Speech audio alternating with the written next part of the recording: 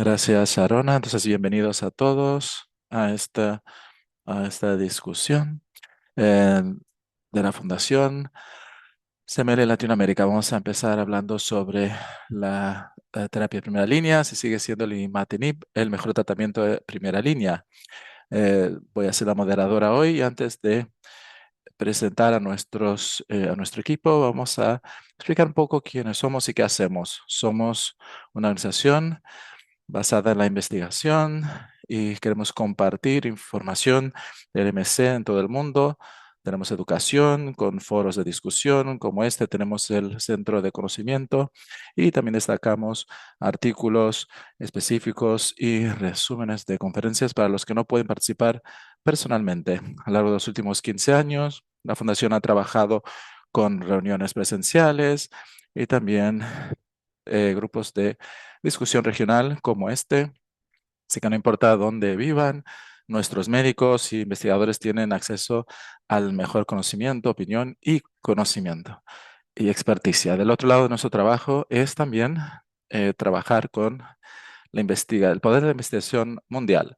Nosotros queremos mejorar también los resultados y de los pacientes lo máximo posible. Tenemos la Genomics Alliance, el TFR Alliance.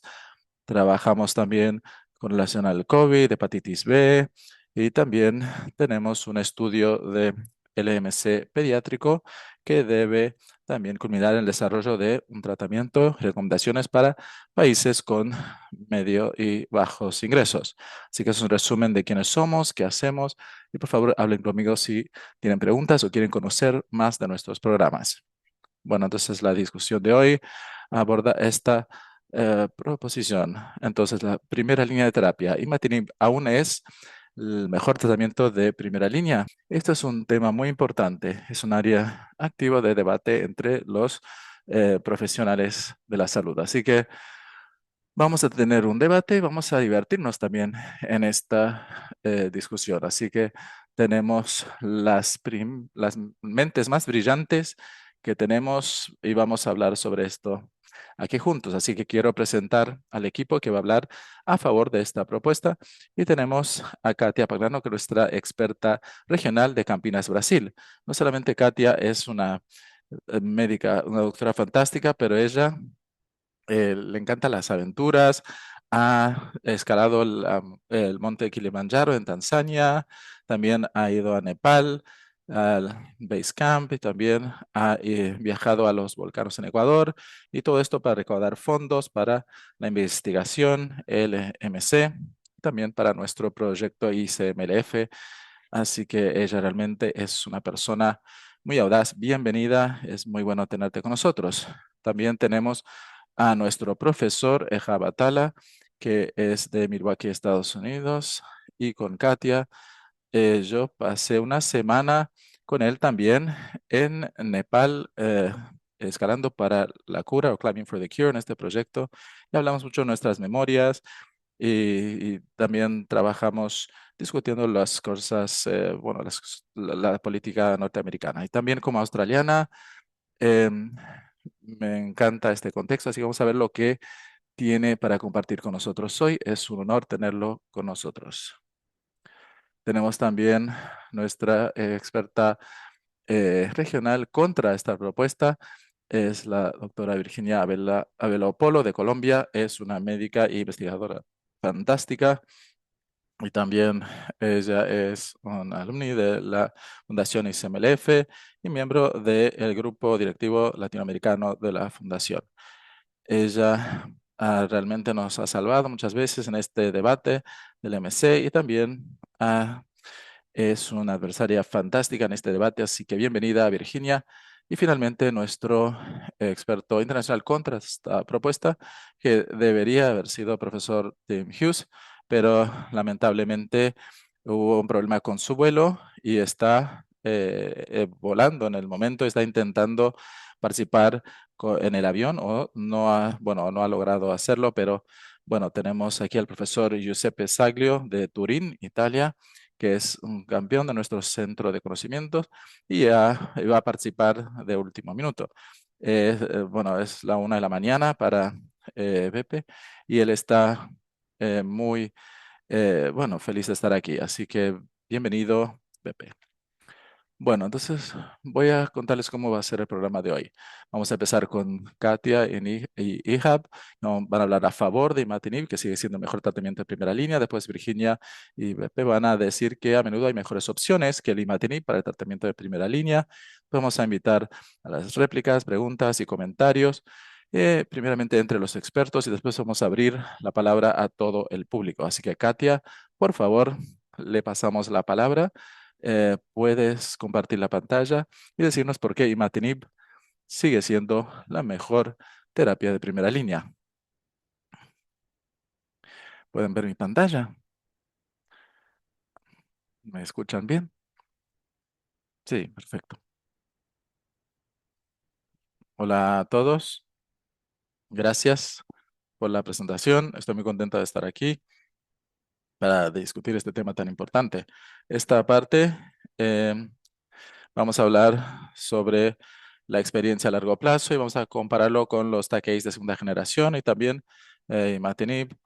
Y entonces, para empezar, todos saben que Patinib estaba disponible en los años 90 y en 98 él fue el primer ensayo clínico y finalmente en 2001 el FDA lo aprobó para usarse en Estados Unidos después de la falla del interferón y después en 2002 Imatinib de primera línea. Tenemos 25 años de TACI ahora, TKI, y después Nasatinib y Nilotinib fueron aprobados en el tratamiento de primera línea y 2017 y después 2024 así en mi primera línea. Entonces, los objetivos han cambiado los últimos 25 años, porque ahora, bueno, al principio nosotros solo queríamos mejorar la supervivencia, pero ahora tenemos una supervivencia parecida a la población general, pero ahora también hemos disminuido la respuesta molecular profunda, estable, porque queremos que los pacientes tengan una remisión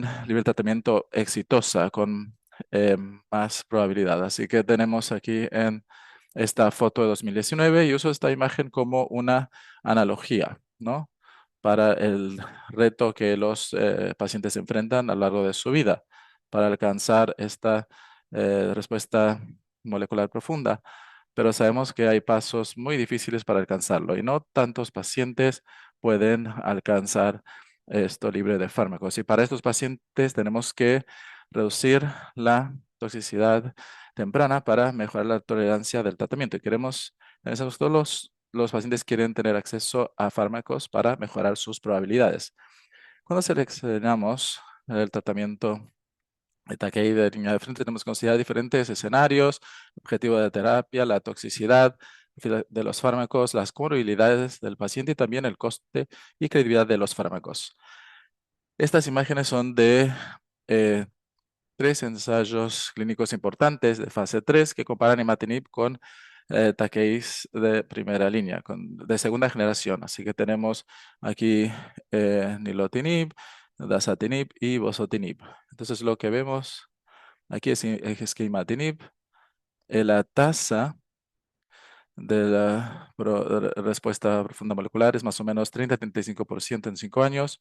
Y todas las demás, los TACAIs de segunda generación tienen una tasa aumentada de respuesta molecular profunda, 50% en lotinib en primera línea. También tenemos un predictor importante para alcanzar esta respuesta molecular profunda, que es la respuesta molecular temprana. En la figura A podemos ver que si alcanzamos MR después de 3 años, la probabilidad de alcanzar MRR 0.5 después es muy alta. Pero si el paciente aquí en la figura G no alcanza la respuesta molecular profunda después de 18 meses, prácticamente no hay probabilidad de que alcance la respuesta molecular profunda en el futuro. Así que el paciente no será exitoso en usando imatinib. El paciente tendrá que cambiar el tratamiento. A pesar eh, de estas respuestas más rápidas, con las TACAIs de segunda generación no cambia en relación a la sobrevida global. No vemos que esto es igual en todos los fármacos en la primera línea. En la experiencia latinoamericana esto no es distinto. En la izquierda podemos ver aquí el trabajo que hemos hecho en Colombia y vemos que en 5 años la solidaridad global en Matinib es 95% y a largo plazo, 97% y a largo plazo arriba de 80%. Tenemos también 86% en Brasil, después, en 6 meses, después de 5 años, y en imatinib en primera línea. El grupo australiano muestra que la elegibilidad para TFR es más alto en pacientes que se tratan con TACAIs de segunda generación. Así que tenemos aquí 52% de probabilidad de alcanzar la elegibilidad en imatinib y tenemos aquí 65% en TACAI de segunda generación.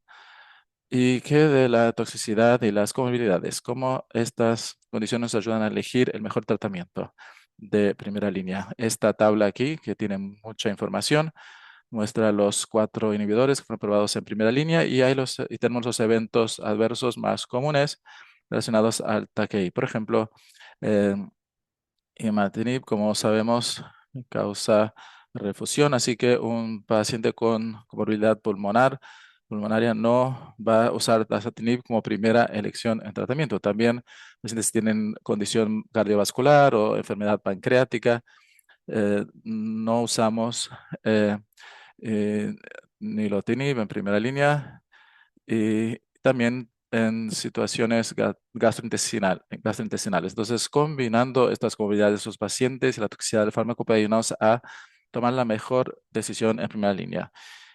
Tenemos también eh, términos seguros con relación a eventos cardiovasculares, pero muchos eventos adversos a largo plazo, en grado 1, 4 y 6, 35 y 22%, en grado 3 y 4. Y tenemos los eventos más frecuentes que son retención, edema, problemas gastrointestinales y ningún fármaco es perfecto. Así que tenemos que considerar también equilibrar el beneficio y el riesgo cuando elegimos el TACI. Es un trabajo que hicimos hace muchos años en mi centro evaluando los eventos cardiovasculares y arteriales con los TACIs que tenemos disponibles en Brasil y vimos que tenemos una alta tasa de eventos cardiovasculares y arteriales con nilotinib, comparando con amitinib. Y otro tema que podemos hablar también en esta presentación es el coste y asequibilidad. Esta tabla muestra el precio de diferentes takeis que varían dependiendo del país.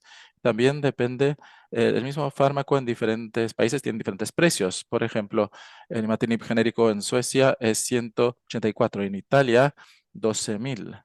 Y, y también el precio de los takeis de segunda generación es, bueno, similar con relación a otros fármacos, son más caros en Estados Unidos que en otros países. Así que esto es algo muy complejo, pero es esencial que los otros diferentes países tengan diferentes fármacos disponibles. Bueno, para ilustrar un poco el seguimiento a largo plazo de los pacientes que utilizan el imatinib a largo plazo, les voy a contar el caso de una mujer de 43 años, diagnosticada antes de los TKI en 1998, no tenía comorbilidades, el SOCAL era de bajo riesgo, la parte cetogenética que la tienen, la trataron con hidroxiurea, después interferón alfa y luego salió el imatinib únicamente recién en el 2000. Esta paciente tuvo mucho éxito en su tratamiento, con buena tolerancia y sin eventos adversos severos. Tuvo una respuesta citogenética completa en 6 meses y la respuesta molecular profunda en 15 meses y logró MR4.5 estable. Ingresó a un ensayo clínico en el 2018, dejó de utilizar el imatinib después de 14 años y la creatinina basal estaba a 0,91, que eso suele suceder, y después de interrumpirlo, sigue con un PCR indetectable. Aquí vemos el ensayo en el que participó, es pequeño, pero identificamos que en estos pacientes de bajo riesgo, que tratados por más de 9 años, tenían casi el 80% tenía una buena posibilidad de dejar la medicación y seguir en remisión. Así que ella va muy bien, por ejemplo. Bueno, ¿qué puede pasar en 25 años? Sabemos que el imatinib ya tiene 25 años de edad. ¿Qué ocurrió? Me casé, tuve un hijo en el año 2000, ahora el niño tiene 25 años de edad y yo he trabajado, crié a mis hijos y también he tratado a muchos pacientes con esta enfermedad que sobrevivieron igual que nosotros. Y tienen un 77% de sobrevida a 20 años y están aquí y hicieron todo lo que pude hacer yo en esos años. Por eso creo que es una buena opción de primera línea el imatinib. Tenemos datos de larga data, tenemos buena sobrevida de largo plazo y en la población en general y también con mucha experiencia en remisión libre de tratamiento, así como costo-efectividad. Quisiera agradecerles y cederle la palabra ahora a Ehab. Gracias, muchas gracias. Excelentes sus argumentos. Ehab.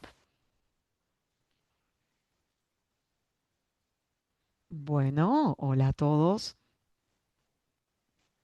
Estoy Ahora les voy a decir la verdad en portugués, ¿qué les parece?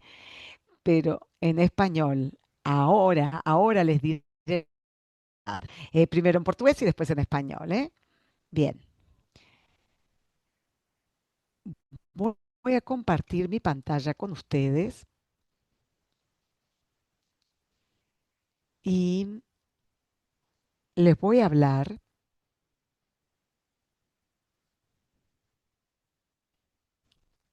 ¿Me ven? ¿Ven la pantalla? ¿Me pueden confirmar que la ven, por favor?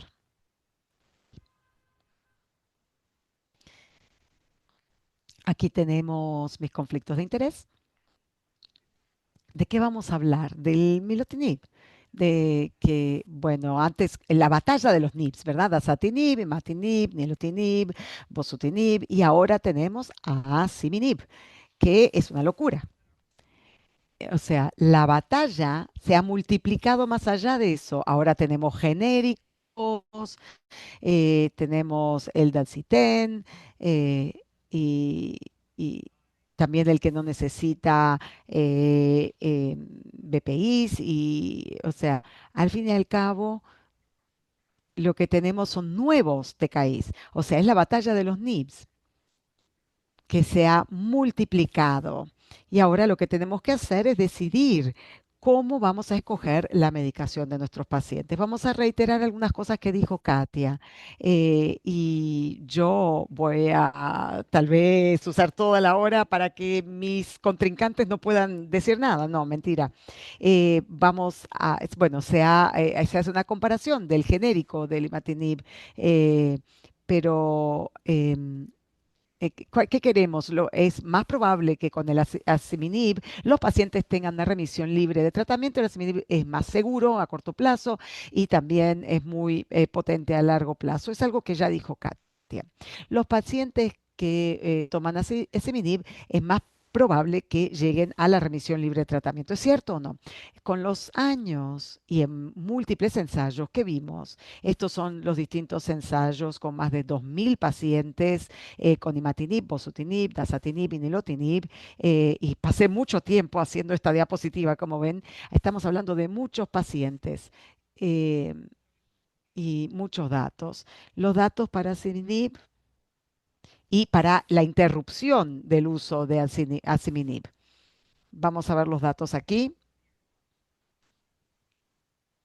No hay, no hay ningún estudio sobre la interrupción del uso, la suspensión del asciminib. Bueno, no sabemos tampoco los datos para la remisión libre de tratamiento. Se dice que es más segura esta medicación a corto plazo. Bueno, escuchamos a Katia y aquí están los datos que tenemos de ASCA4 First.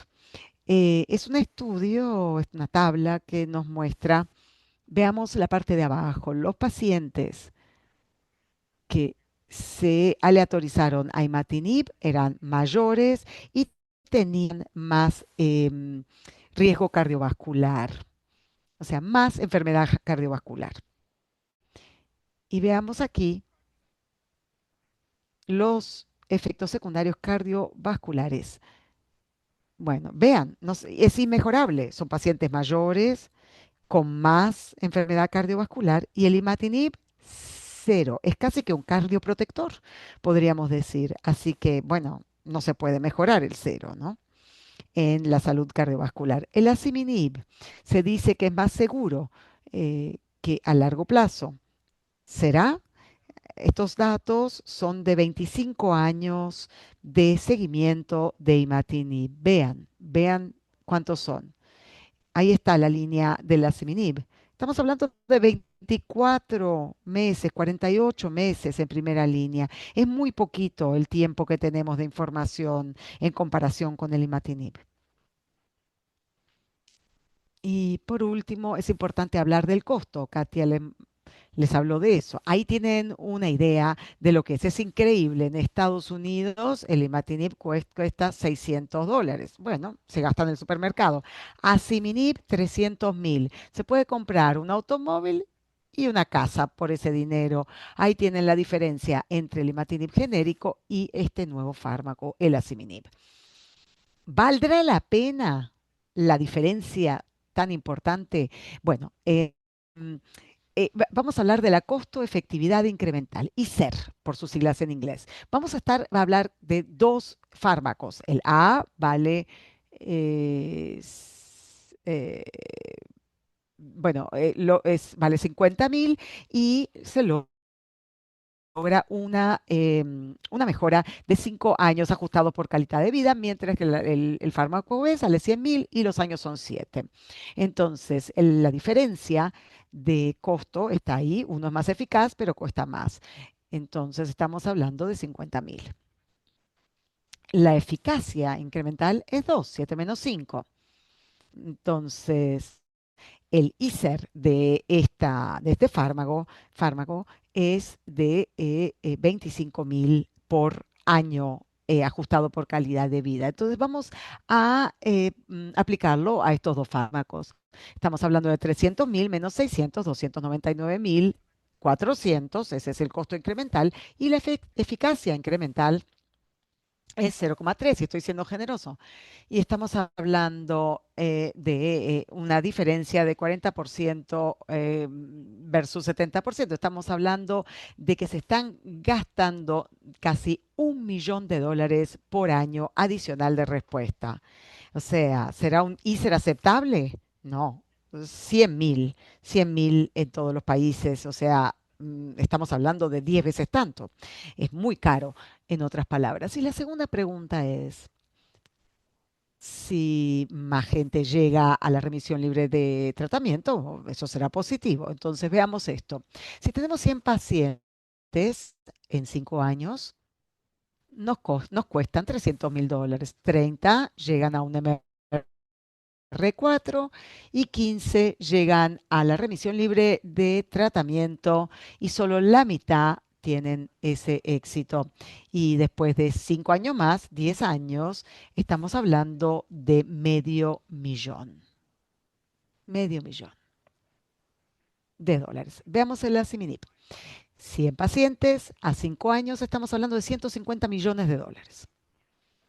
60 llegan a al MR4 y la mitad llega a la remisión libre de tratamiento. En 5 años más estamos hablando de 105 millones más, o sea que el costo total es de 255 millones en comparación con medio millón para Siminib genérico, en comparación con perdón, el Matinib genérico. O sea, cuesta $25 millones lograr la interrupción del tratamiento de 15 pacientes y 16 millones por paciente que interrumpe el tratamiento. O sea, eh, es cierto que el asciminib logra que haya más pacientes libres de tratamiento, pero en Estados Unidos tal vez sea un poco menos, pero igual es prohibitivo.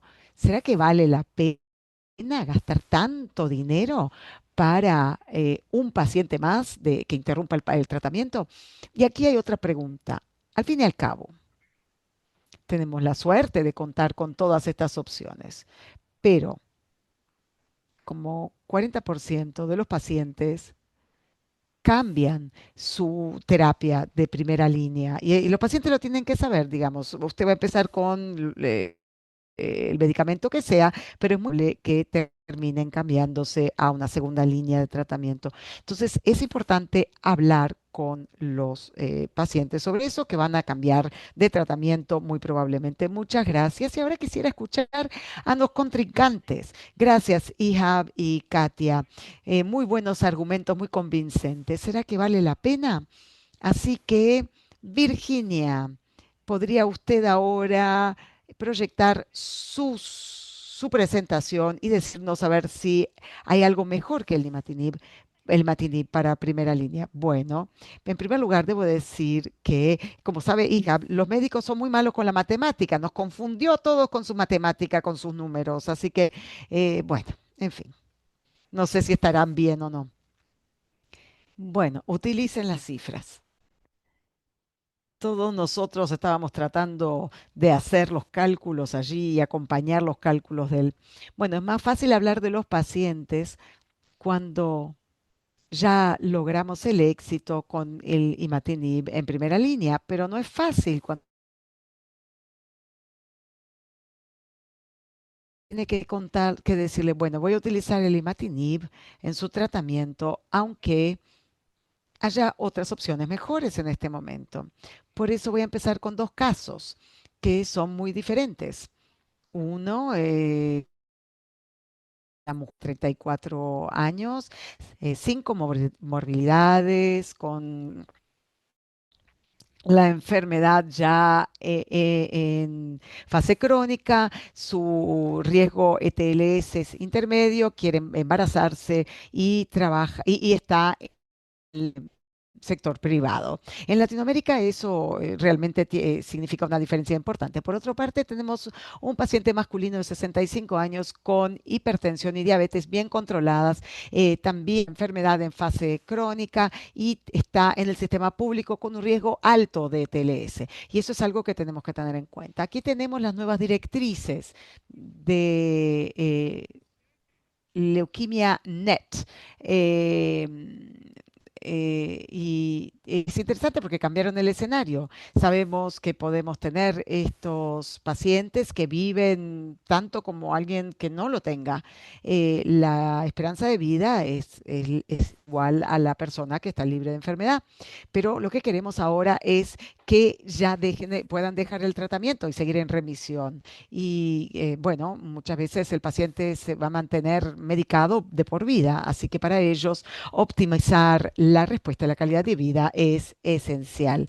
Queremos que lleguen a dejar el tratamiento, pero bueno, queremos buena calidad de vida. Estos son los datos que utilizó Katia. Tenemos el imatinib, que funcionó durante un tiempo, y después lo comparamos con los TKI de segunda generación. Y todos nos demostraron que el objetivo de tratamiento, si uno quiere llegar a la remisión sin libre de tratamiento, hace falta respuestas más profundas con todos, pero eso tiene su costo. Bueno, uno puede llegar más rápido a el objetivo de la respuesta molecular. Y bueno, esto es muy bueno si queremos alcanzar la remisión libre de tratamiento. A ver si esto funciona. Bueno, tenemos el precio que tenemos que pagar, ¿no? Sabemos que con los TKIs de segunda generación, todos, todos tendrán más eventos cardiovasculares, todos tendrán más toxicidad. Y eso es lo que ocurre en la vida real, ¿no? Katia nos ha mostrado alguna información sobre esta eh, publicación que hicimos con nuestro grupo en Colombia a lo largo de 20 años. Lo que vemos aquí es imatinib en primera línea. Claro que es una corte muy grande de pacientes a lo largo de 20 años en Colombia. Lo que podemos ver aquí es que el 79% de los pacientes tratados con imatinib por primera vez van a cambiar de línea, van a pasar a la segunda, tercera o cuarta línea. Y la mayoría debido a resistencia. Nilotinib, solamente 19% de los pacientes, toda la cohorte cambió a un tratamiento de segunda línea. Y la mayoría también debido a intolerancia y resistencia, y dasatinib 29% cambiaron de líneas también, 60% debido a intolerancia, la mayoría de los pacientes, ¿no? Entonces, si empezamos con imatinib con los pacientes, van a cambiar líneas de tratamiento al fin y al cabo. Y muchos enfrentarán resistencia, que no es bueno para los pacientes. O sea, no van a pasar a la remisión libre de tratamiento y una alta proporción de pacientes van a cambiar debido a intolerancia. Así que no es un inicio ideal. Si tenemos un paciente y empezamos a decir que 70% de las veces vas a cambiar de tratamiento, tal vez no sea la mejor cosa. Así que tenemos un fármaco que es altamente eficaz, pero tiene una respuesta molecular lenta, y tenemos, bueno, menos remisión libre de tratamiento, todos sabemos, pero también tenemos la segunda generación que tiene alta respuesta, pero alta toxicidad. Así que el precio que tenemos que pagar, no con relación al dinero, pero con relación a la calidad de vida, la toxicidad, tal vez no sea suficiente en este caso. Así que, ¿y si pudiéramos cambiar este paradigma clásico? Podría cambiar este paradigma clásico. Al fin y al cabo, pueden tener una vida normal, pero queremos que pasen a remisión libre de tratamiento sin tanta toxicidad. Entonces, tenemos aquí Asimib versus los takeis estándar.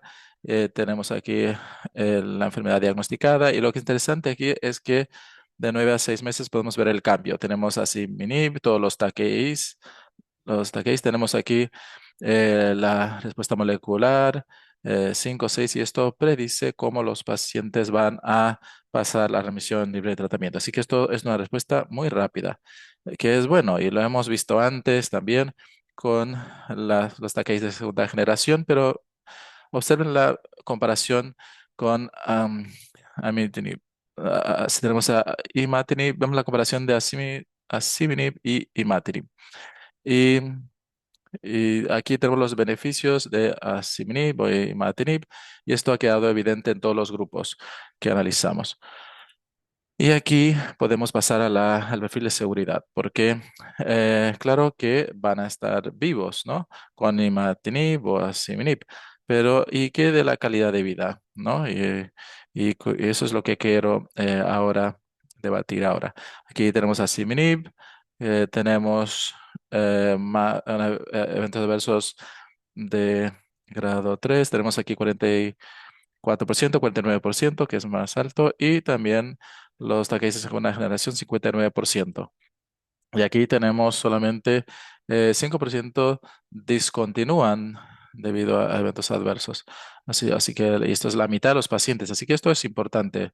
Sí tenemos que tomar el fármaco, y si no ves estos datos, no sabes en qué brazo vas a estar.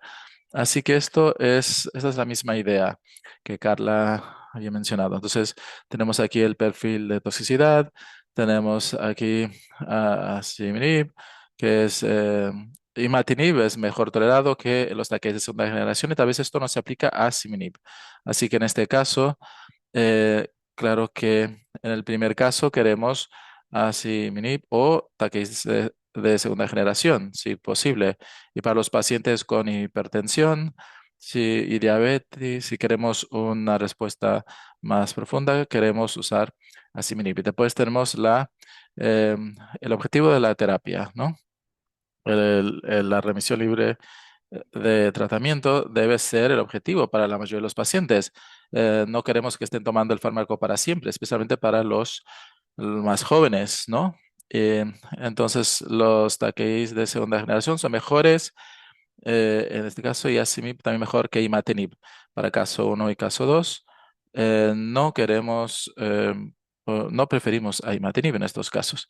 Y bueno, aquí tenemos en este caso de comorbilidades, tenemos edema, intolerancia gastrointestinal, tenemos efusión pleural, con DASA, tenemos Nilo, también riesgo cardiovascular, y tal vez esto sea menos relevante para Siminib. En el caso 1, Imatinib no es mejor, en el caso 2, DASA o Suasiminib serán buenas elecciones. Imatinib puede ser una opción, pero si pensamos en todo, tenemos que ver si Mini será una buena opción. Tenemos aquí el costo y la asequibilidad. Tenemos genéricos de todo el mundo que reduce el costo. DASA tiene también genéricos en todo el mundo. Nilo, Bosu aún no, pero todos son más baratos que Asiminib. Asiminib tiene un costo alto que puede limitar la disponibilidad. Caso uno está en el sector privado, es muy joven, cualquier Takei sirve, incluyendo Asiminib.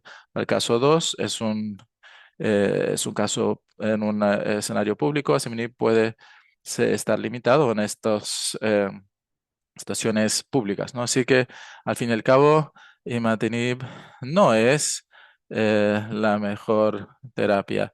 De primera línea, por lo menos, eh, el costo y la disponibilidad nos permiten tratar con mejores fármacos.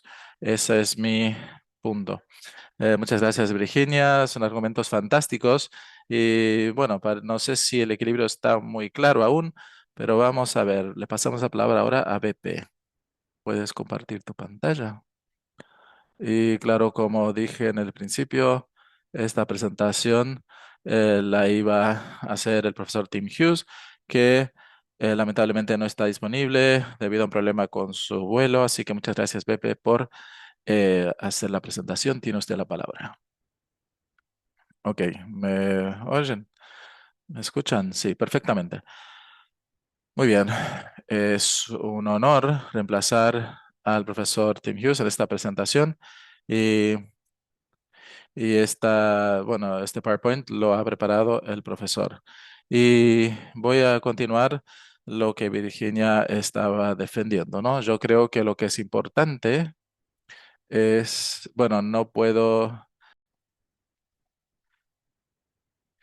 bueno, yo creo que me acuerdo, lamentablemente no veo la presentación. Eh, Podría salir y volver también. Pero bueno, el concepto básicamente Virginia ya lo ha compartido en la primera presentación. Y esto básicamente enfatiza la misma experiencia que hemos hecho con el grupo australiano. Y un aspecto que es muy importante aquí es que hay dos factores, ¿no? Que nos dicen eh, la probabilidad que un paciente alcance la remisión libre de tratamiento.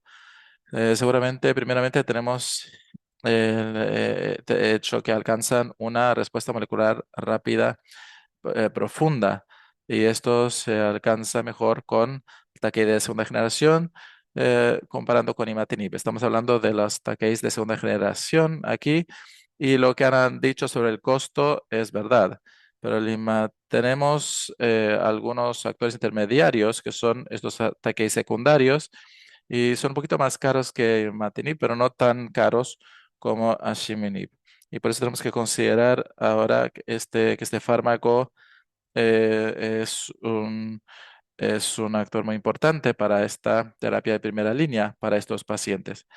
Y bueno, claro que tenemos las ventajas y desventajas que ya han mencionado antes. Yo diría que a pesar del hecho que alcanzamos esta respuesta molecular profunda en un periodo muy corto de tiempo con los taqueis de segunda generación, esto queda muy claro solamente 6 años después del principio de la terapia, porque después vemos que el porcentaje de pacientes que son tratados con imatinib puede aumentar la elegibilidad para la remisión libre de tratamiento. Pero claro que queremos obtener una respuesta en un periodo más corto de tiempo.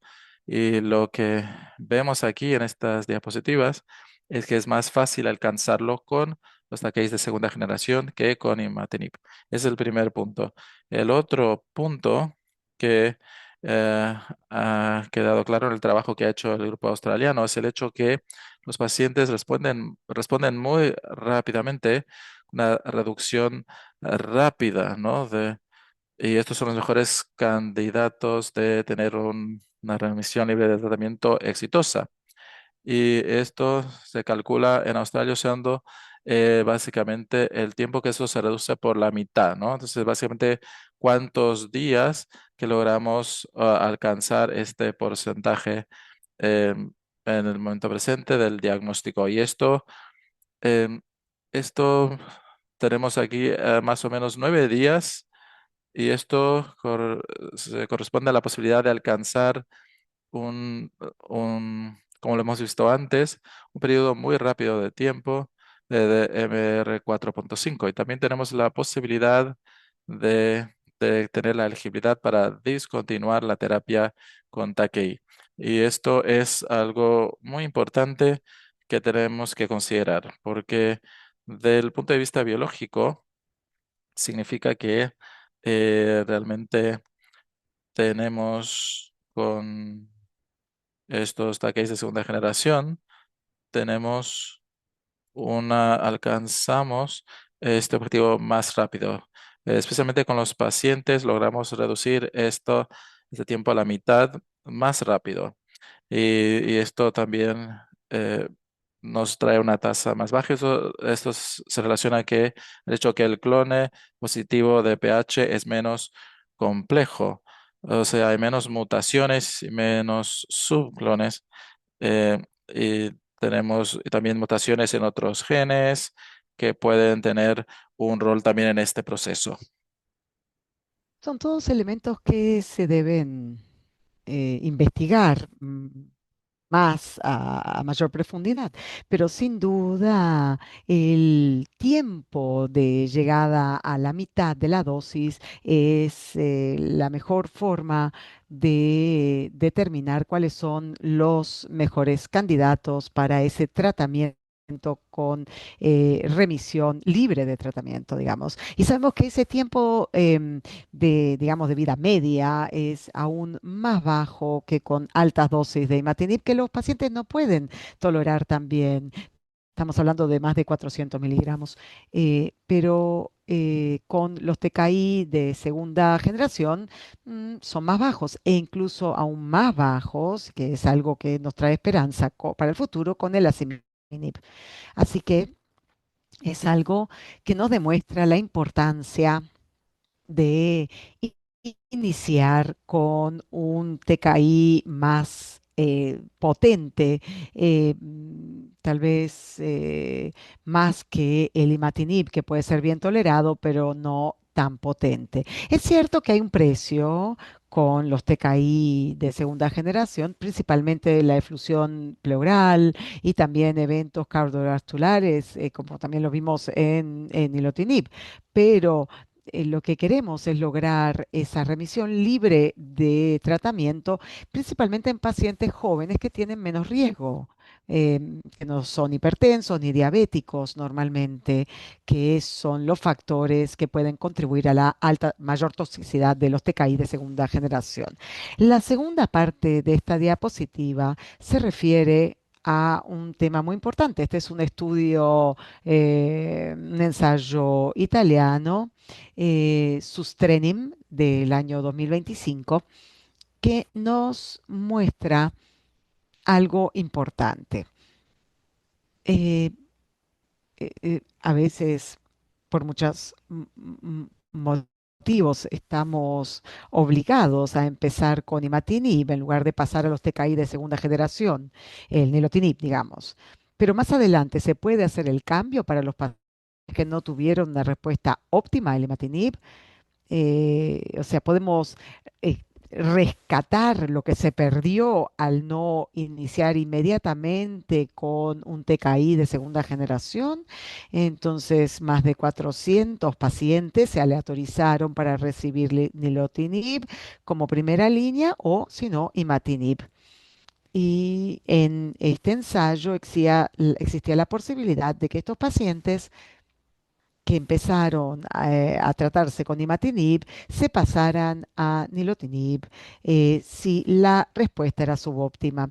Y según European Leukemia Network, eh, eh, que nosotros conocemos cuáles son los conceptos que se han utilizado en los últimos años. La respuesta es no. Si estamos considerando que uno de los puntos, los cortes del estudio era el número de pacientes con respuesta molecular muy profunda, MR 4,5 después de 2 años, vemos que hay una diferencia estadística entre los que empezaron a tratarse con nilotinib y los de imatinib, que después pasaron a nilotinib. Pero lo que aún es más importante es que tras 2 años de respuesta molecular profunda estable, se les permitió a los pacientes dejar la terapia con TKIs y e ingresar a la remisión libre de tratamiento. ¿Y qué vimos? En primer lugar, que la remisión es bastante, está en una tasa bastante elevada. Estamos hablando de más del 60% o casi 60%.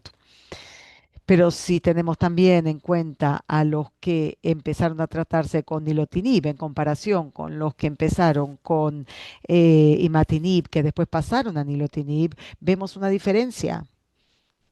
O sea, la probabilidad de mantenerse en remisión libre de tratamiento es bastante diferente, estadísticamente diferente, entre aquellos que empezaron con el nilotinib y los que empezaron con imatinib. Y no había diferencia estadísticamente significativa entre los que estaban utilizando nilotinib y los que se pasaron al nilotinib más adelante en esta cohorte. O sea, la ventaja principal que vimos es para los pacientes de bajo riesgo, no los de alto riesgo, o sea, los de riesgo o de riesgo intermedio, que en la población italiana representan como 2 tercios de nuestra población con el MC. En Latinoamérica, los pacientes de riesgo intermedio y alto, medio y alto es más elevado. Nuestros pacientes son más jóvenes, por lo que es un tratamiento que se debe utilizar en nuestros países. Y la ventaja es que se puede lograr descontinuar la terapia. Y bueno, en cuanto al costo, sí lo podemos pagar más que podemos, en nuestra opinión. Perdón, en este momento no veo las diapositivas, así que he estado diciendo lo que recordaba de memoria de la presentación, pero lamentablemente está ahora. Muchas gracias por su atención. Muchas gracias. La verdad es que fue mucha la presión, incluso que principalmente porque no fue usted el que hizo la presentación, así que hizo un excelente trabajo. Muchas gracias y gracias a Nicolás por compartir la presentación. Así que muchas gracias, Virginia y Pepe. Y antes a Katia y a Ihab. Escuchamos a ambos lados del argumento. Y no sé, Ihab y Katia quisieran tal vez hacer algunas preguntas o decirles algo a algún comentario a Bepe y Virginia. ¿Usted quiere empezar, Katia? ¿O hija? Bueno, Bepe, tengo una pregunta para Bepe. El estudio que usted mostró fue la primera que mostró tasas más elevadas de TFR para los TKI de segunda generación. Parece que se congeló, Bepe, la imagen, que va a dejar la reunión y va a volver a ingresar. Bueno, pero lamentablemente se ve que no, no está en la sesión. Virginia, ¿quiere contestar usted la pregunta? No, no creo. Eso es del grupo italiano, no me atrevo.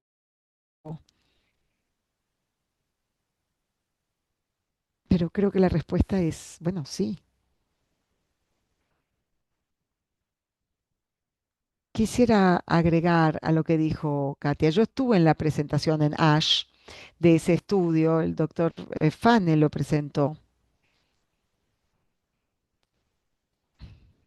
y fue muy interesante porque este estudio, bueno, aquí hubo un cambio de medicación temprana eh, y por lo que entendí, no lograron rescatar a los pacientes que habían empezado a tratarse con imatinib. No lograron esos pacientes recibir los mismos beneficios que los que empezaron a tratarse con nilotinib. Y eso no se ha demostrado en ningún otro estudio. Así que me parece muy interesante y también muestra un beneficio para los pacientes de bajo riesgo. Y siempre decimos que esos pacientes también les puede ir bien con imatinib, pero si lo que queremos es que estén libres de tratamiento, en remisión, el imatinib no siempre es la mejor opción. Gracias. Gracias. Bueno, si se empieza con el imatinib, se pierde esa respuesta rápida inicial que puede llevar luego a una remisión libre de tratamiento. Sí, pero si no me equivoco, no había diferencia en el grupo de alto riesgo, ¿no es cierto?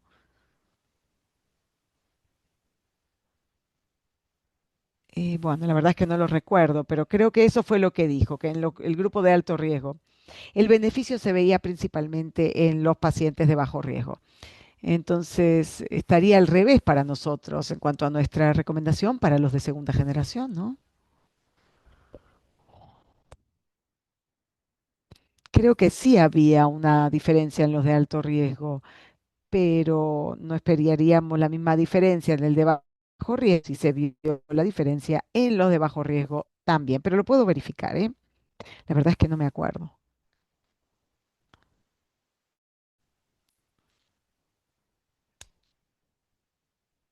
Y tampoco se habló de los efectos secundarios cardiovasculares, o sí se presentaron esos efectos secundarios. No, no se presentaron. No lo recuerdo, la verdad.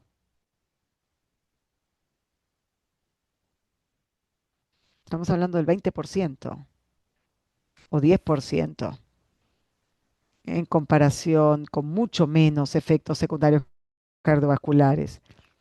Yo prefiero tomarme una medicina y seguir tomándola de por vida que, bueno, no tener ninguna medicina y que me dé un infarto o un accidente cerebrovascular. Ah, bienvenido, Pepe. Pero lo que hemos demostrado una y otra vez es que los pacientes que empiezan con el imatinib al final terminan cambiando, o sea, tomando otra medicina que incrementa el riesgo de infarto y ACV.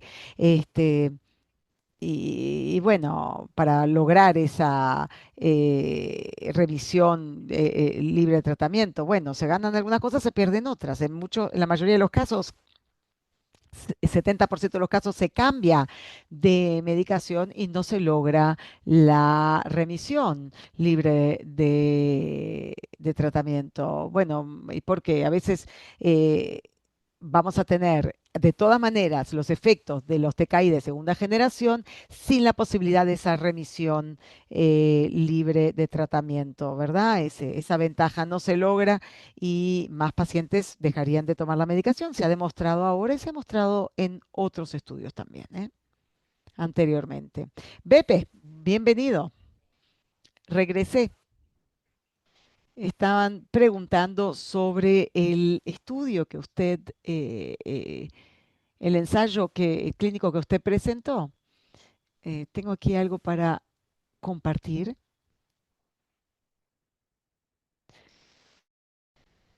Nada, no hay diferencia en los efectos secundarios cardiovasculares.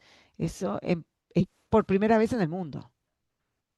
El nilotinib resultó ser tan seguro como el imatinib, según esos datos. O sea que, bueno, tenemos que saber cómo manejar esos pacientes, ser más proactivos en cuanto a la prevención, tal vez con esos pacientes, quién sabe. Sí, es verdad. Hay un estudio interesante también, perdón por interrumpir, pero fue una propuesta que se hizo por parte del doctor Cantalla en la reunión de European Leukemia Net.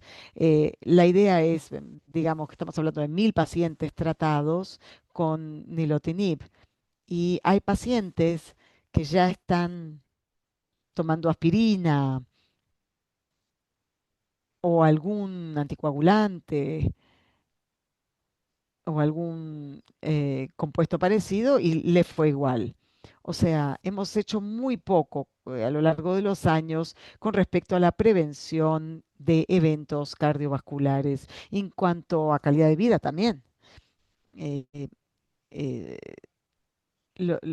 hay factores que son difíciles de controlar, como por ejemplo la dieta, la hipertensión. La hipertensión es fácil de controlar, pero no todos los pacientes quieren realmente controlar la hipertensión. Así que es importante estudiar mejor el problema de los eventos cardiovasculares. Bueno, creo que ahora han lanzado un nuevo tipo de nilotinib que es básicamente algo distinto, que no me acuerdo exactamente, pero tiene menos toxicidad cardiovascular con relación al sal tradicional que usamos con nilotinib. Así que hay varias razones para creer que algo que probablemente no es tan caro como asinimib, pero casi tan eficaz. Yo creo que esto puede ser usado específicamente para los países que no permiten el uso de Asilivib como primera línea para todos los pacientes. Algunos países, yo creo que Estados Unidos es uno de ellos, pero esto también está relacionado y Alemania también es totalmente libre o gratis. También creo que en Italia también va a ser libre el uso, va a ser libre el uso de Asinimib, pero hay un costo enorme para el sistema de salud. Bueno, sobre las alternativas, tal vez podemos ver un comentario de Carla Bonquipani de Brasil. Dice, felicitaciones por la presentación. Sobre los genéricos, hay muchos genéricos de mala calidad. Esto puede afectar la respuesta en la primera línea. Y además de ser más baratos, tal vez puede hacer que más paciente fracase, ¿no? El tratamiento falle. ¿Qué podemos hacer al respecto, Virginia? Sí, bueno, especialmente para imatinib, eh, hay muchas marcas, ¿no? En Colombia. Y hemos cambiado de marca y yo no creo, la respuesta puede ser igual muchas veces, pero la toxicidad es más alta con las nuevas marcas genéricas de imatinib. Y esto hace que cambiemos de líneas y perdemos, ¿no? Esa buena respuesta temprana. Porque perdemos la respuesta, tenemos que cambiar de fármaco y perdemos nuevamente. Y por lo menos en Latinoamérica esto ha sido un problema bastante importante. No sé si, Katia, has visto esto en Brasil. Sí, en Brasil tenemos dos tipos de genéricos solamente ya hace muchos años. Y el primer análisis que hicimos parece que no hubo diferencia estadística, pero lo que vemos ahora es que hay varios otros genéricos que no se han evaluado y no tenemos datos sobre estos otros genéricos que están llegando. Así que creo que es algo que tenemos que tener cuidado y preocuparnos y ser vigilantes. En, en Brasil ahora tenemos Dasatinib genérico también y aún no sabemos cómo esto se compara con las marcas principales. En Italia la experiencia con Dasatinib genérico no es totalmente favorable, como se ha informado en los Estados Unidos. Depende mucho del tipo y la empresa que está produciéndolo. Así que esto es un problema para los años futuros, ¿no? Porque hay varios tipos como han mencionado, hay varios tipos de genéricos y no todos son buenos. Así que tenemos que tener mucho cuidado. Yo creo que una de las soluciones, y no sé por qué, pero tenemos las empresas grandes como Novartis y otras empresas como BMS, no, no están interesados en los fármacos que pierden la patente, ¿no? Pero yo diría que aunque el costo sea un poquito más alto, probablemente deberían continuar produciendo ese fármaco a precios accesibles, aún después que pierden la patente. Yo no sé por qué las empresas como Novartis o Sandox, por ejemplo, también, que es una buena empresa farmacéutica que puede suministrar genéricos, y no pueden vender el imatinib original como genérico, sin la necesidad de cambiar la terapia de forma continua, pasando de una a la otra, etcétera. Entonces yo creo que eso es algo, es un problema comercial, ¿no? Pero el problema no tiene nada que ver con la práctica, la buena práctica médica. En su presentación han hecho muchas investigaciones con relación a los costos relativos. Tenemos problemas parecidos en los Estados Unidos. ¿Qué te parece, Ehab?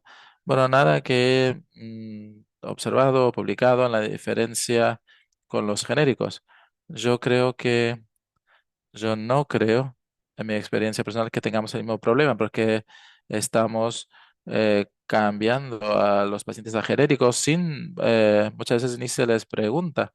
Y, y yo creo que esto se aplica a nilotinib y dasatinib.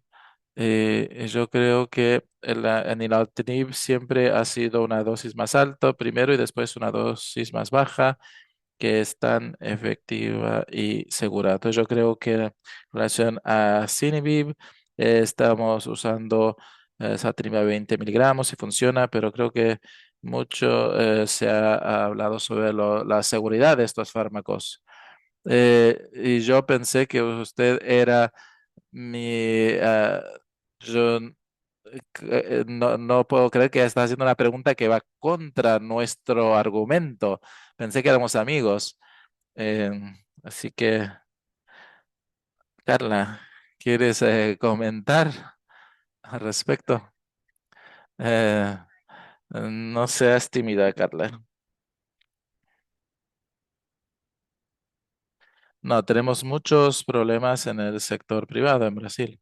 Sistema privado con relación a los genéricos. En el sistema público no hay problema para nosotros, pero en el sistema privado, porque el sistema privado tiene que pagar menos, ¿no? Eh, Así que muchos, tenemos varias marcas eh, genéricas y es un problema. Y estamos viendo en el sistema privado que hay muchos pacientes que están teniendo eventos adversos, como dijo Virginia, pero ahora veo que muchos pacientes están perdiendo la respuesta. Entonces, estamos hablando de fármacos de la India en este caso, pero bueno, sí, pero si perdemos los genéricos, más pacientes van a perder la respuesta, después tendrán que cambiar, pasar a otros fármacos de segunda generación, después más pacientes necesitan tener una tercera línea y tal vez muchos pacientes de esta forma, puede ser que muchos pacientes eh, tengan crisis o que pierdan la respuesta. Y también perdemos la probabilidad de alcanzar la remisión libre de tratamiento. Sí, bueno, sí es una preocupación esto, sí, de pasar de una a la otra, estoy de acuerdo. Sí, yo creo que el tratamiento ideal sería el perfecto, que no tendríamos que cambiar de fármaco con menos efectos secundarios y que a largo plazo tengamos una buena sobrevida, independientemente de si tiene el tratamiento o no. Pero como mencioné en mi presentación, ningún fármaco es perfecto. Siempre tenemos algún tipo de efecto secundario usando un fármaco o el otro, si lo usamos menos o más, pero es algo que tenemos que manejar. Tenemos que elegir el mejor fármaco para aquel paciente individual que estamos tratando. Pero lo que es muy importante lo que dijo Ehab sobre la velocidad del tiempo que reducimos a la mitad. Esto es algo muy importante con relación al comportamiento biológico. La respuesta rápida justifica o está relacionado con esta cadena de alcanzar la remisión libre de tratamiento. Sí, eso es importante. Esto nos está diciendo un mensaje principal, que hay pacientes que probablemente eh, po- podemos obtener una remisión libre de tratamiento antes o después, dependiendo del TKI que estemos usando. Puede ser más rápido con el TKI de segunda generación. Puede ser que tengamos que esperar un poco más con imatinib, pero es lo que va a ocurrir. Y con otros pacientes tal no será posible usar solamente TKI para obtener una remisión libre de tratamiento estable, probablemente porque tienen una estructura más compleja del clone pH positivo y por lo tanto es más difícil superar esta forma de resistencia. Y también, bueno, yo creo que no alcanzar la revisión libre de tratamiento es una forma de resistencia del clone con relación a la terapia. Entonces, probablemente en el futuro vamos a tener que usar fármacos distintos de TKIs, porque si no, no vamos a poder alcanzar remisión libre de tratamiento, por lo menos en la gran mayoría de los casos. Y siempre tendremos 25 o 20% de los pacientes que no alcanzan la remisión libre de tratamiento, o sea, no van a alcanzarlo. Sí, entonces yo creo que la remisión libre de tratamiento es muy importante y estoy de acuerdo, Pepe, pero cuando nosotros hablamos mucho de la remisión libre de tratamiento, pero 70-80% de los pacientes no van a alcanzar la remisión libre de tratamiento. Entonces, muchos pacientes creen que es un fracaso, ¿no? Y tenemos que alcanzar un equilibrio, ¿no? Y creo que también tenemos queremos alcanzar de una forma razonable. Si al fin y al cabo, 70-80% va a continuar, ¿no? Sí que la remisión libre de tratamiento es importante, pero tenemos solamente un número bajo de pacientes que van a alcanzarlo. Así que tal vez tenemos que, el objetivo tiene que ser la dosis alcanzable más baja, ¿no? Bueno, estoy de acuerdo. Y el problema con la sobrevida, yo creo que está casi resuelto, ¿no? Porque la sobrevida global es parecida, no es igual, porque sabemos que algunos pacientes están falleciendo del MC, no por una porcentaje enorme, pero algunos pacientes sí están falleciendo con esta progresión de la enfermedad. Pero yo diría que el problema de la selección o si queremos realmente alcanzar la remisión libre de tratamiento o no. Yo creo que, en mi opinión, muchas veces depende de la edad del paciente y también de las comorbilidades o de las condiciones generales del paciente. Entonces, si tenemos el MC en un paciente joven, que ese es el único problema, tenemos que intentar alcanzar una revisión libre de tratamiento estable. Pero tenemos algunos pacientes que tienen muchos problemas y tenemos que tal vez usar algunos fármacos en la dosis más baja y tal vez esta sería la solución. Estoy de acuerdo. Perdón. Pero no podemos descontinuar el TKI porque esta terapia es realmente la base, ¿no? De la terapia de la enfermedad. Antes que sigan hablando del tema, estamos viendo un comentario en el chat. Patricia Espinosa está reiterando la importancia de los ensayos y, y también es la cuestión de los genéricos de bajo costo y la eficacia, ¿no? Y es un punto muy importante que Patricia también ha mencionado, pero pueden seguir. Sí, está el tema de la sobrevida. Bueno, tenemos los datos que vemos, donde vemos que la sobrevida era muy parecida y tenemos los datos de Estados Unidos eh, que muestran que los pacientes con el MC tienen una mortalidad que duplica la de otros pacientes. Entonces, hay otros estudios que evalúen la sobrevida de estos pacientes. Brasil tal vez, Italia, no sé, que en pacientes con y sin esta enfermedad. Bueno, es algo que queríamos hacer, pero en la población con leucemia mieloide crónica, la gente que muere por esta enfermedad normalmente son un porcentaje mínimo. de la población de pacientes y fallecen por otros temas. Puede ser la toxicidad, tal vez relacionada con el tratamiento, es una probabilidad, es algo que puede incrementar la probabilidad de muerte y no debido a la enfermedad, pero está relacionado con la enfermedad. El problema sigue siendo eh, la dificultad de deshacerse de la enfermedad, principalmente para jóvenes.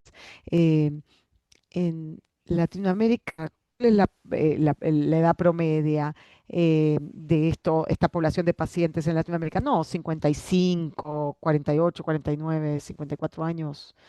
Eh, en Italia estamos hablando de 62 en este momento, por lo menos pues como unos 15 años más de lo que dice usted, 48. Bueno, para la población más joven, estamos hablando de población de mediana edad, sí tendríamos que tratar de lograr el fin del tratamiento, porque la edad y las comorbilidades van a determinar cuál es el objetivo que nos vamos a proponer, porque no es bueno que una persona de 30 o 40 años siga pasando la vida con esta enfermedad, porque seguramente,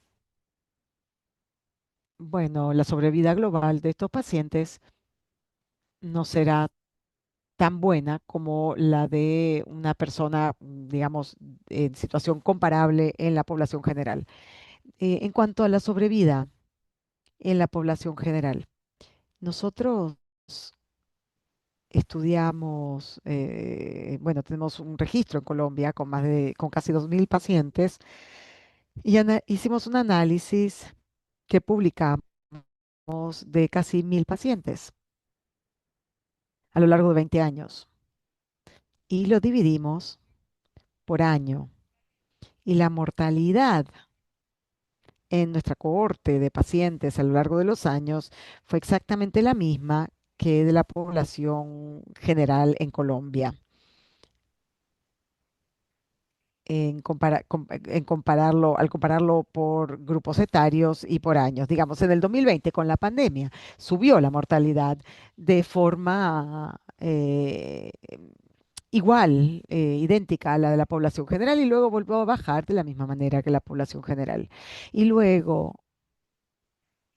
cuando comparamos las franjas etarias, es igual para la población general de Colombia y también para la población de pacientes de nuestro país. Yo sé que hay más información que eso, que es necesaria, pero como mostró Katia, la sobrevida global es la misma con los cuatro TKIs de primera línea, imatinib, dasatinib, enilotinib y bosutinib.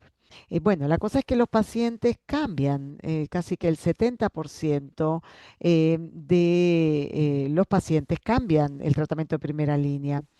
Y estamos hablando de 20 años de experiencia, entonces sabemos que tal vez al principio no sabíamos bien cómo hacer las cosas y cambiábamos a la gente de medicación de forma más precoz, pero lo cierto es que la mayoría sí pasa a segunda línea. Sí, es parecido en Brasil, sí, como un cambio como del 40% debido a la resistencia, efectos secundarios, y entonces hay que pasarlos a un agente de segunda generación, de manera que se van a ver expuestos a la misma toxicidad que si empezaran antes con ese agente. Sin embargo, perderán el beneficio de la remisión libre de tratamiento. Y también hemos cambiado mucho a los de segunda generación, no solamente en busca de la remisión libre de tratamiento, sino también porque en Latinoamérica tenemos muchos problemas, tenemos muchas marcas de imatinib, que por lo que muchas veces tenemos que terminar cambiando de medicación. Ehab, usted dijo que la mortalidad, sin embargo, en pacientes de LMC es casi el doble de la población general en el análisis que hicieron ustedes. Sí, en Estados Unidos sí. Y le puedo mandar esa información, artículos sobre la mortalidad de los pacientes que tienen este tipo de leucemia, que es casi el doble que de la población general. No sabemos si son las comorbilidades o qué. ¿Pero qué? ¿Cree que es porque no se tratan? ¿Que hay algunos pacientes que algo pasa que no sé, dejan de tomar la medicación o porque no los diagnostican o qué? ¿O no los monitorean? Bueno, es importante en cuanto a lo que dijo Virginia, me parece que saber por qué los pacientes están muriendo. La esperanza de vida en los Estados Unidos es más alta seguramente que en Colombia, así que la diferencia que vemos en Estados Unidos puede ser que se deba a la mayor longevidad de la población general y más elevada que la de otros pacientes, de los pacientes de nuestro estudio, por ejemplo. Y lo mismo no se puede decir de Colombia, porque la población general está muriendo de otras causas. Entonces, son estudios complejos, no es tan fácil hacerlos, en mi opinión. Es cierto. Si pueden compartir con nosotros ese artículo, lo podemos hacer circular a todo el público conjuntamente con lo que se acaba de mostrar hace unos minutos, que es el abstract. Eh, Patricia Espinosa está preguntando sobre el análisis económico que se mencionó aquí. Eh, Están tratando de generar lo mismo en Costa Rica, por lo que está diciendo. Así que sería una buena idea si ella pudiera contar con esa información, Ihab. Sí, esos cálculos, bueno, es oficial. eh, y, y después la remisión libre de tratamiento en este sentido, bueno, es algo que yo hice, pero eso no tiene en cuenta. En realidad es mucho más complicado que la ecuación sencilla que les mostré. Eh, digamos que el asciminib es más seguro y entonces la gente va menos al hospital, tiene menos efectos secundarios, eventos adversos. Claro que voy a compartir mi presentación, pero tengan en cuenta que es más complejo que solamente las cifras que les mostré. Es mucho más complejo en realidad. Bueno, estoy viendo la hora que es. Bueno, ahora vamos a pedir comentarios finales y a nuestros expertos sus reflexiones en cuanto a la propuesta que se presentó. Empecemos con Katia, por favor. Bueno, muchas gracias a todos por este debate tan importante. Considero que en mi conclusión, analizando la opinión de todos, creo que estaremos de acuerdo en que ahora tenemos fármacos más potentes que el imatinib que nos pueden dar una mejor respuesta molecular mayor, más probabilidades de lograr el MR 4.5 más rápidamente, pero todavía sigue el tema de la toxicidad. Entonces, a la hora de escoger el agente de primera línea hay que tener en cuenta todo eso y el costo también es bastante más elevado para utilizar estos medicamentos más potentes. Eso es lo que tengo que decir a modo de conclusión de nuestro debate. IHAP, creo que estas conversaciones son muy importantes. Como dije en mi segunda diapositiva, hay muchos agentes, muchos fármacos que se han desarrollado y lo cierto es que cada paciente es diferente. Y el 40 o 50%, entre el 40 y 50% de los pacientes igual cambian de tratamiento a mitad de camino. Y por eso necesitamos especialistas en la materia para poder decidir qué es lo mejor para cada paciente. Gracias, Ihab. Virginia, ¿qué quisiera decirnos para terminar? Creo que estamos todos de acuerdo. Lo que es importante es tener más pacientes en remisión sin tratamiento, pero está el tema del costo, de toxicidad, en toxicidad y también en términos económicos. El asciminib, bueno, tiene poca historia. eh, y ahí no tenemos estudios de largo plazo. La verdad es que no tenemos tanta información. Ya tenemos el imatinib, que es excelente y es poco costoso. Y yo creo que esta conversación la vamos a tener durante años, pero es positivo tener todas estas posibilidades. Bien, Bepe, ahora logré compartir una de mis diapositivas, por fin, pero el mensaje final que tengo, que es de Tim Hughes, en realidad, en su diapositiva, y no sé cómo compartirlo. Está complicada la cosa hoy, ¿eh? Bueno, pero bueno, lo puedo leer.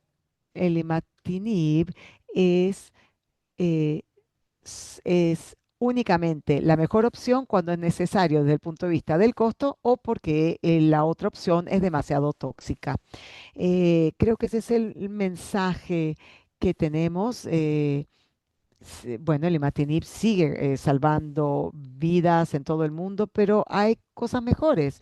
Esto es mejor en cuanto a la remisión libre de tratamiento, y tenemos que seguir adelante estudiando esta enfermedad para encontrar una cura definitiva para esto, para la leucemia mieloide crónica en algún momento. Gracias a todos los profesores. eh, eh, y también a nuestro público de hoy, nuestros participantes, si tienen preguntas después de la reunión de hoy, comuníquense conmigo y yo les haré llegar la respuesta. Estamos muy bien conectados entre nosotros, como verán. Beppe no fue el único que tuvo problemas a la hora de compartir su presentación, pero a ver si logro hacerlo yo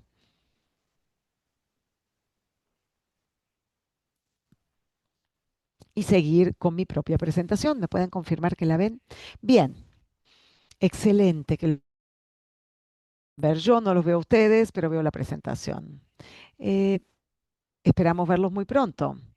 La próxima reunión será el 21 de mayo, jueves más que hoy, y también contaremos con un excelente equipo de expertos. Acompáñennos. La tercera reunión será el jueves 2 de julio y vamos a volver al laboratorio de em, LMC y hablaremos de cómo lograr los mejores resultados con recursos limitados. Tenemos un sitio web nuevo, por favor revisítenlo y anótense para recibir la información a través de nuestro boletín de noticias.